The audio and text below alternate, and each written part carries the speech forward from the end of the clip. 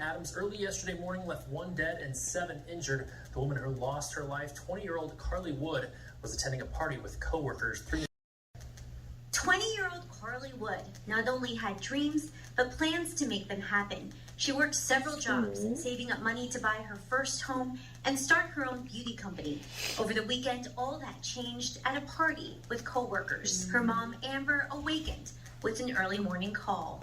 5:30 or what? I don't know what time. I heard a phone ringing, and I woke up and I thought, well, that's weird. Maybe Carly's car broke down. I'll see if they call back. And they called back again. And I got up, and it was a hysterical girl. A shooting at 33rd and Ames killed her daughter and hurt 7 other people. In 10 minutes, shots rang out, and they said she just didn't drop. She didn't get down. I don't know if she froze. I don't know if she's just too tall. When asked what the world will miss without Carly in it, her family doesn't hold back memories of this daughter, sister, and friend. She was charismatic. She was super intelligent and super independent and driven. Anyone that met her, she just made you laugh. She was literally perfect. I told her that all the time. She's gonna go so far in life. She's gonna go so far. She was so good at everything she did. What's left? Memories and hurt. Remember Carly Rain, and I don't know how, I don't know what that's gonna look like, but we have to stand up for Carly Rain, period. We have to remember her, because that was a waste.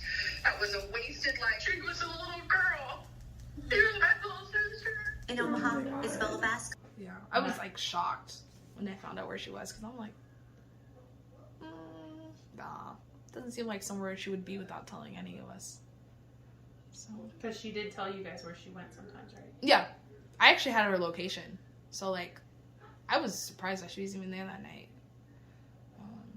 Oftentimes told us, even if it was just like casual, like, oh, I'm gonna go do this later, you know. She never mentioned it though. We were in shock, and I didn't want to call you because I didn't know what to say.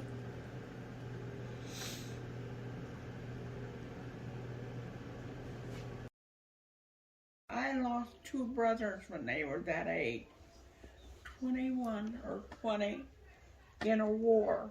One died in World War II. He was 2 years older than me. And the other one died in the Korean War. He was 2 years younger than me. And to lose my 2 brothers like that was so cruel and mean, but there was at least a reason for it. We were at war, and they were soldiers. But when somebody's shot in the street by a stranger that doesn't even know her name, that has no reason, no rhyme to comfort you. It's just a cruel, mean, ugly thing that you have to bear. That's what it is.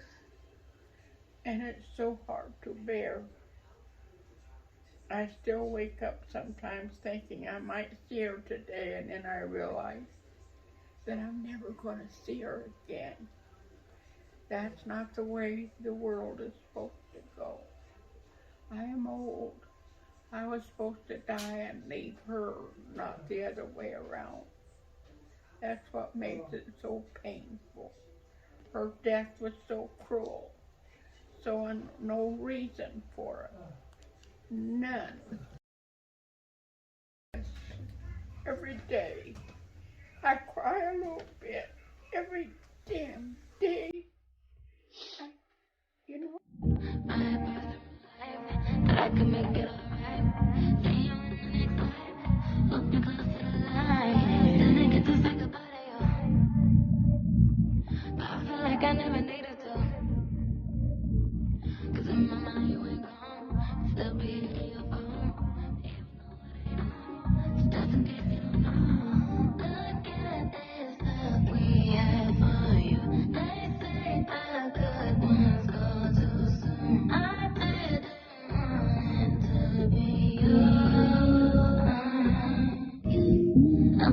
all these images. So trouble, but you were so innocent. Always kept it so cool. Was trying to be just like you. The nightmare came true. It's true up on the moon. Look at these lights they just for here. I'll have to buy a ticket. Can't you give me 5 more minutes? Finally fell asleep for a while. Woke up, tried to mind numb myself with a TV show or a video game. Tears just are rolling today. They're just rolling. You can't control it. So, this is an example of what this does to you.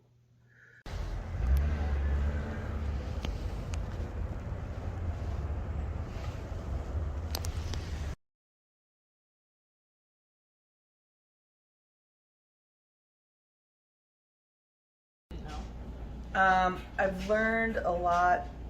I've learned some things that I don't like. You know, some fair points have been brought up. Why are these people out anyways? Or even after the fact, you're brought up on a charge of having weapons and you shouldn't have had them.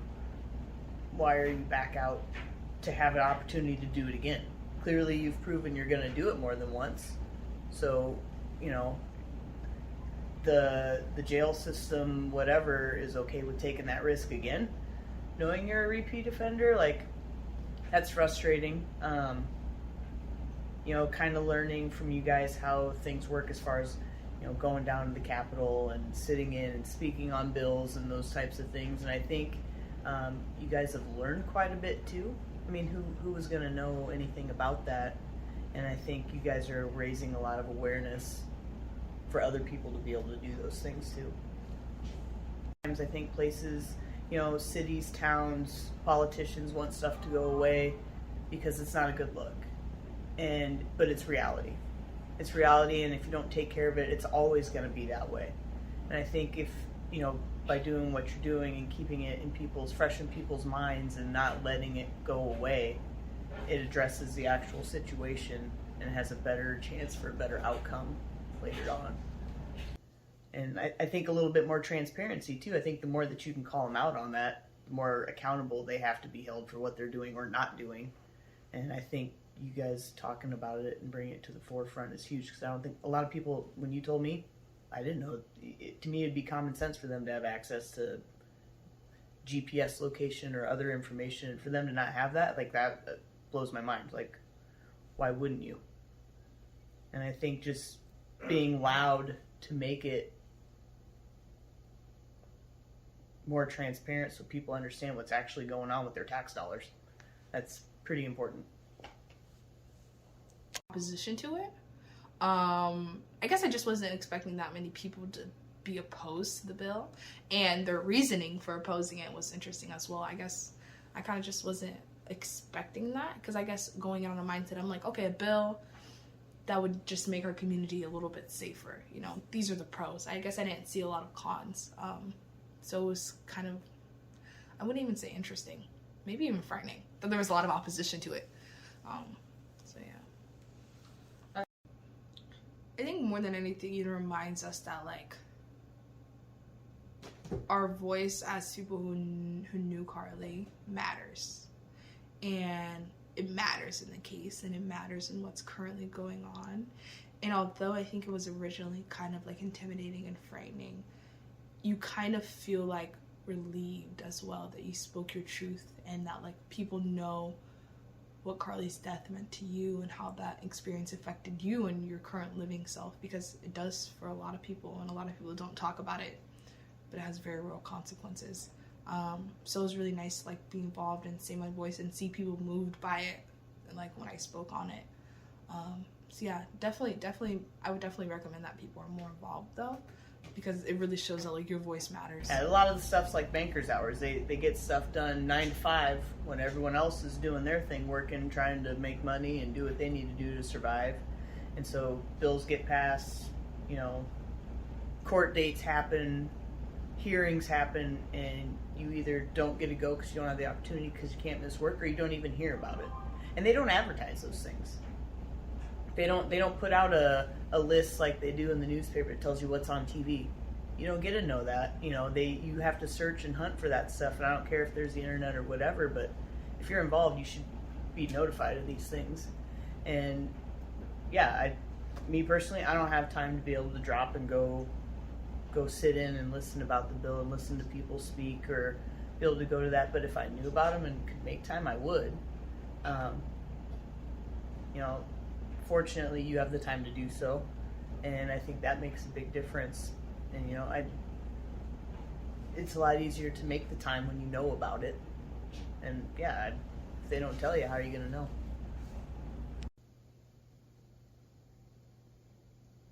I don't know if it would be the police or, you guys have hit a lot of roadblocks from a lot of different places. From my perspective, I think communication between a lot of those could be a lot better. I would like to know why someone that shouldn't have had a firearm had one and was released after the fact that they knew that they had one thing that's really changed is like how I view relationships and significant others, because Carly really did a good job at like knowing her worth and having such high standards. And I think like for myself, even when it comes to me pursuing people, I'm like, what would Carly think? Or like, would Carly prove this? Or would Carly give me the L for the day of this? So I've definitely approached that differently. Of course, given the circumstances, I feel like I live my life a lot more cautiously.